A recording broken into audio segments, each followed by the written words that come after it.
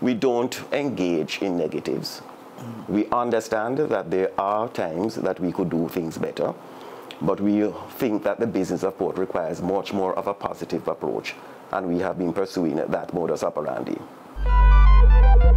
You must admit, though, Mr. Samuda, that yes. you have some detractors. What do you think are causing these detractors to continue being there? Well, let me tell you, let's just put it in perspective. Minority. And if there is, in fact, a word in the vocabulary that can express something less than the minority, then I would articulate that word. You're always going to have people who, for some reasons known best to them, would wish to have things done differently.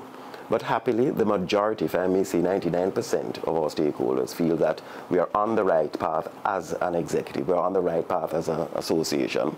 And what you have to do is, once you have the buy-in from your immediate stakeholders, then you continue with the business at hand and ensure that you realize the objectives and goals that you have set for yourself.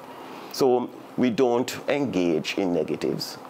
We understand that there are times that we could do things better, but we think that the business of sport requires much more of a positive approach, and we have been pursuing that modus operandi. We know that our youth must have opportunities, and therefore we feel that as an apex and governing body, we have a responsibility to invest in their talent and do whatever we can to bring that talent to fruition. That is something that has always occupied our strategic agenda. Ensuring that our youth have a menu of options, ensuring that our sportsmen and sportswomen are able to have choices in sport. Not everybody is going to be a cricketer, footballer, or track and field person. And we have demonstrated that. As a matter of fact, we have an archer who I have no doubt is going to qualify for the 2024 Paris Games. When last have we heard about that? When last have we heard about judo? When last have we heard about fencing? These are sports that are making strides, and we are supporting them. Your detractors, those who would say too much is being spent on these sports for a small return. Nonsense. Absolute nonsense. It's not a small return. CAC, the most sports represented, and the smaller sports were there. Pan Am, Commonwealth Games, those are the facts.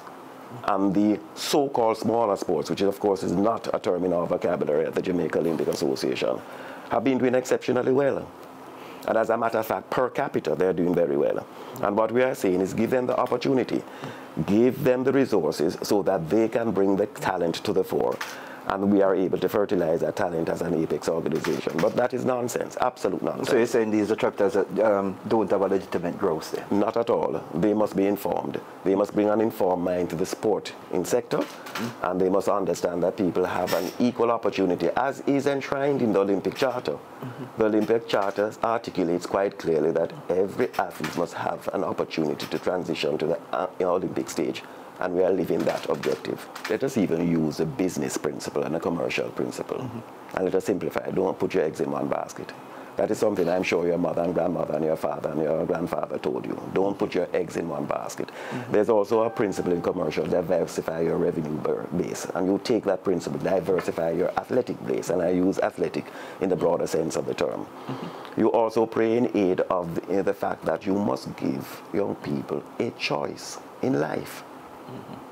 A choice in life. And therefore, on those three principles of life, we think that our investment in the so-called smaller sports has not only been consonant with those principles, but we have gotten results. There are results. So to say that we should not invest in is short-sighted. As a matter of fact, I would even say that it is disrespectful to those sports who feel that they should, of course, transition to the Olympic stage and who have the talent to do so. It's absolutely disrespectful. They must be given an equal opportunity to do so. And they must be given an equal opportunity to build their own brand to the extent that they perhaps in the future will become self-sufficient. And you have the full backing of these associations. Oh yes, the results are there, and every day they are saying to us, they're happy with the policy that we're pursuing.